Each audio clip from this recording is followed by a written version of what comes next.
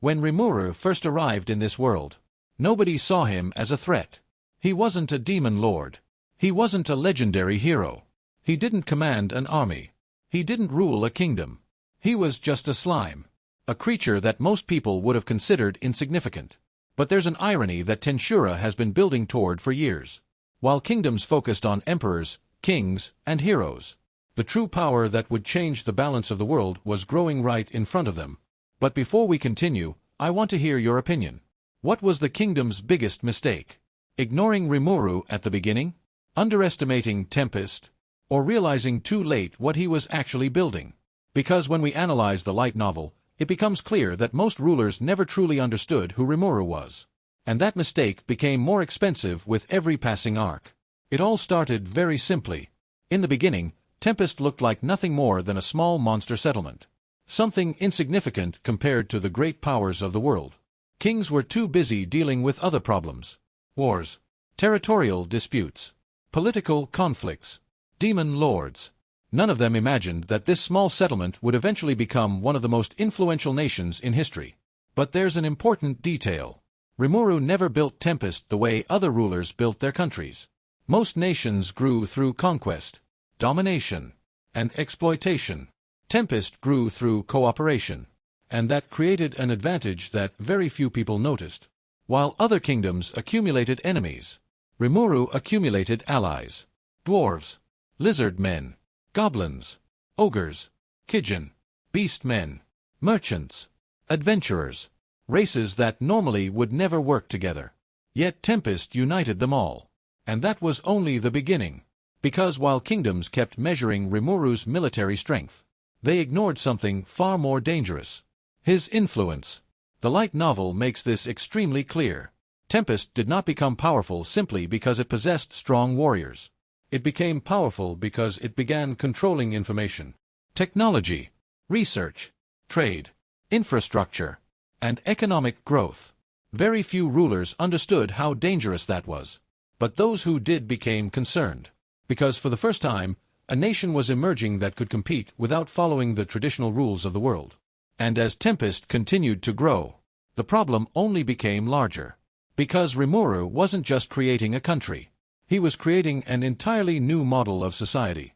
A model where monsters and humans could cooperate. Where different races could coexist. Where economic development was just as important as military power. And that directly threatened a system that had existed for centuries. But perhaps the kingdom's greatest mistake was believing that Rimuru was just another demon lord. Because when we hear that title, we think of figures like Guy Crimson, Milim Nava, Leon Cromwell, leaders whose influence is often built on fear. Rimuru is different. He gains allies faster than he gains territory. And that difference changes everything. Because armies can be defeated. But networks of influence are much harder to destroy. And while the kingdoms were still trying to understand Tempest, Rimuru was already several steps ahead. With every new arc in the light novel, this becomes more obvious. The Jura Tempest Federation establishes diplomatic relationships, participates in international negotiations, attracts experts from different nations, creates projects that other countries struggle to replicate, and slowly evolves from a regional power into a global one. But there's another detail many fans overlook. Rimuru's greatest assets are not just his subordinates. They are some of the most dangerous individuals in the entire world.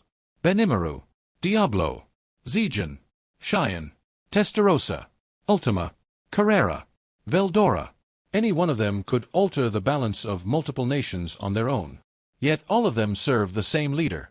And that fact alone terrifies many experienced characters throughout the light novel. Because the larger Tempest becomes, the harder it becomes to stop its rise. But the situation becomes even more serious when we reach the events involving the Eastern Empire. Because at that point, many rulers finally begin to understand reality. Rimuru is not merely a demon lord.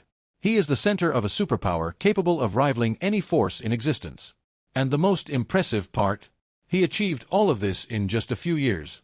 Something that took other nations centuries to build. But there is a reason for that. Rimuru doesn't think like the rulers of his world. While they see borders, he sees opportunities. While they see rivals, he sees partners. While they protect outdated systems, he creates new ones. And that makes Tempest incredibly difficult to predict. Because it doesn't grow according to the world's traditional rules. It creates new rules. And perhaps that is where the kingdoms made their biggest mistake. They continued evaluating Rimuru as if he were just another ruler.